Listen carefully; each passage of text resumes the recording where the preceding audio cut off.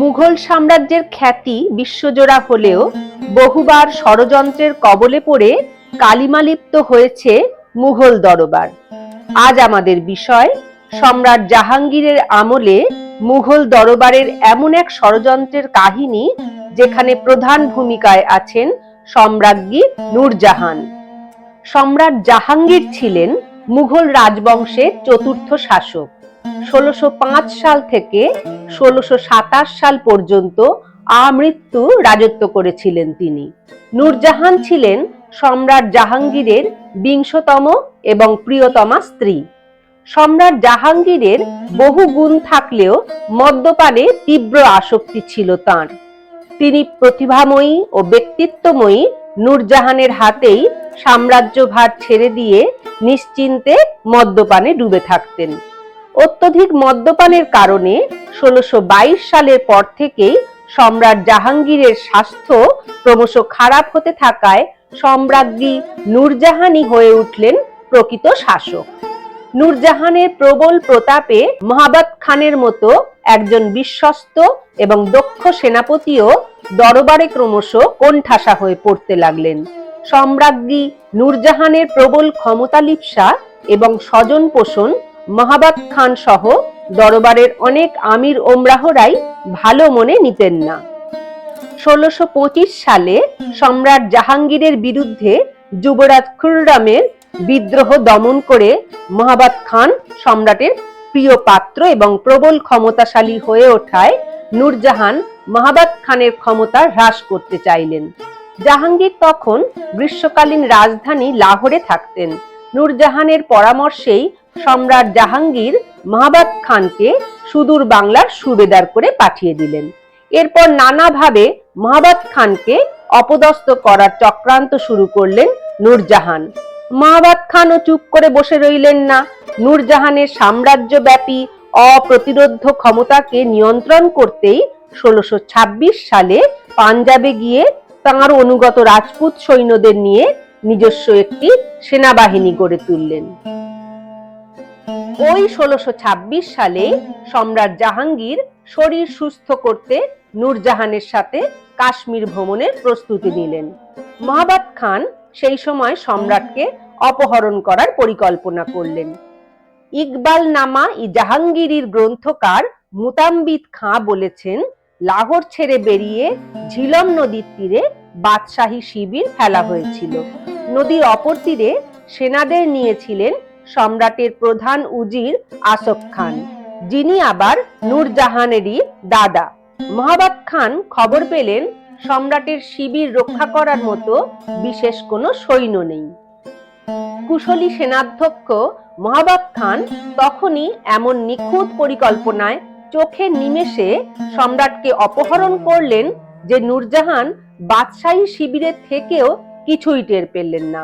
কিন্তু অসুস্থ সম্রাটকে বন্দী করার সময় একই সাথে তীক্ষ্ণ কূটবুদ্ধির অধিকারিণী নূরজাহানকেও যে বন্দী করা দরকার সে কথা মাথায় আসেনি মহাবত খানের।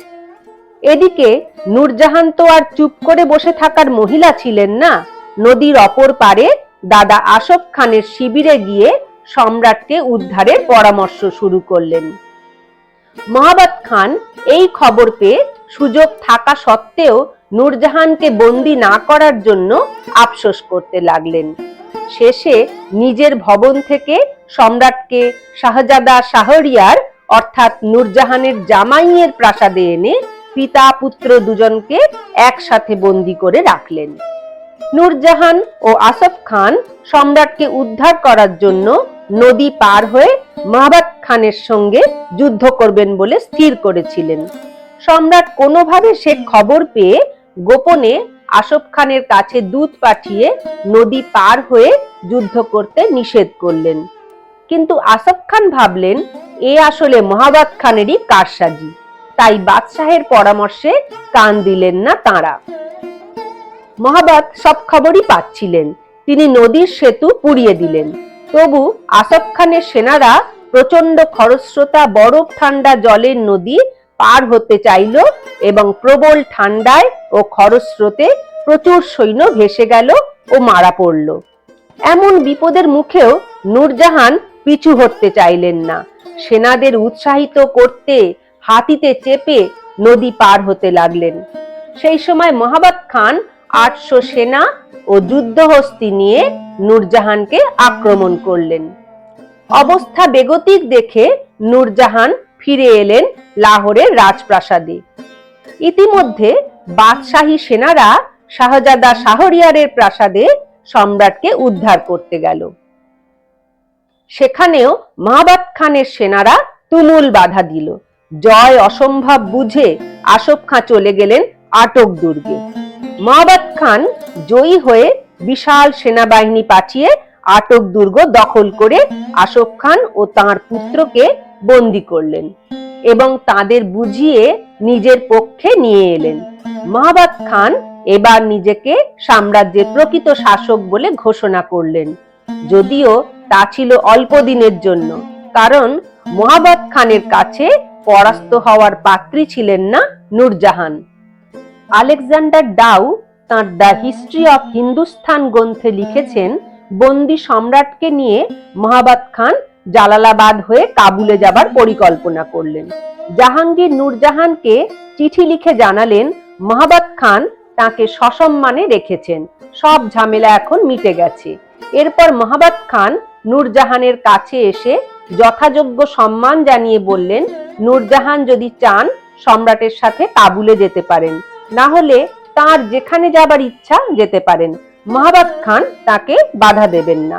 নূরজাহান লাহোর ছেড়ে জালালাবাদে জাহাঙ্গীরের শিবিরে চলে এলেন এবং মহাবত খানের কাছে স্বেচ্ছাবন্দী হলেন।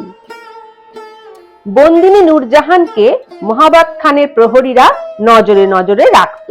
একদিন মহাবত খান খবর পেলেন নূরজাহান নিজের জামাই শাহরিয়ারকে সিংহাসনে বসাতে প্রয়োজনে নাকি সম্রাট জাহাঙ্গীরকেও মেরে ফেলতে পিছপা হবেন না। সম্রাটকে এই ভয়ানক কথাটা জানিয়ে নূরজাহানের মৃত্যুদণ্ডাদেশে স্বাক্ষর করার পরামর্শ দিলেন মহাবত খান। মহাবত খানের ইচ্ছা মতো স্বাক্ষর করে দিলেন সম্রাট। মহাবত খান সে আদেশ দেখালেন নূরজাহানকে।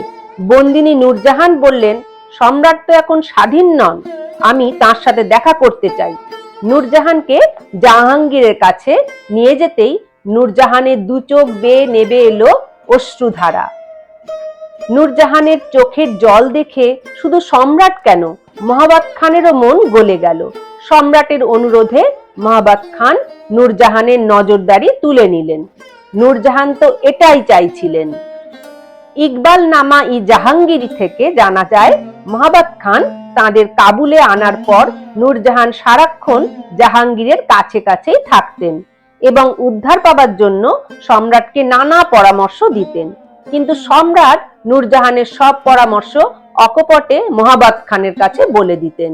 এভাবে সম্রাট মহাবতের বিশ্বাস অর্জনের চেষ্টা করছিলেন। কাবুলে থাকাকালীন নূরজাহান কাবুলি বন্দুকধারীদের দিয়ে মহাবত খানকে মেরে ফেলার চেষ্টা করেছিলেন। বরাত জোরে গুলিবর্ষণের মধ্যেও পালাতে পেরেছিলেন মহাবত খান। তারপরই কাবুলের শিবির তুলে দিয়ে জাহাঙ্গীর ও নূরজাহানকে নিয়ে লাহোরের দিকে এগোতে লাগলেন মহাবত। নূরজাহান এ সময় নিজের অনুচর সংখ্যা বাড়াতে লাগলেন ও রাজভিত্র পরিচয় দিয়ে অনেক লোক জোগাড় করলেন। তার খোঁজাধ্যক্ষ হুশিয়ার খাঁ 2000 লোক সংগ্রহ করে লাহোরের দিকে এগোলেন। হুশিয়ার খাঁ রোহতস দুর্গের কাছে এসে খবর দিতেই নূরজাহান তার সৈন্য পরিদর্শনের জন্য জাহাঙ্গীরকে অনুরোধ করলেন। জাহাঙ্গীর মহাবত খাঁকে বলে পাঠালেন, তিনি যেদিন নূরজাহানের সৈন্য পরিদর্শন করবেন সেদিন যেন মহাবতের সৈন্যরা কুচকাওয়াজ না করে, কারণ তাহলে দুপক্ষের সংঘর্ষ হতে পারে। রাজপ্রাসাদ থেকে নদীর তীর পর্যন্ত সম্রাজ্ঞীর অশ্বারোহীরা পথের দুপাশে সার দিয়ে দাঁড়ালো। নদীর অপর পারে হুশিয়ার খাঁর সেনারা রোহতস দুর্গ পর্যন্ত দাঁড়ালো। জাহাঙ্গীর ও নূরজাহান ঘোড়ায় চেপে এগোতে লাগলেন। কিছু দূর যেতেই পেছন থেকে নূরজাহানের সেনারা সম্রাটের দিকে এমন ভাবে এগোতে লাগলো যে মহাবতের সেনারা সম্রাটের থেকে বিচ্ছিন্ন হয়ে পড়ল।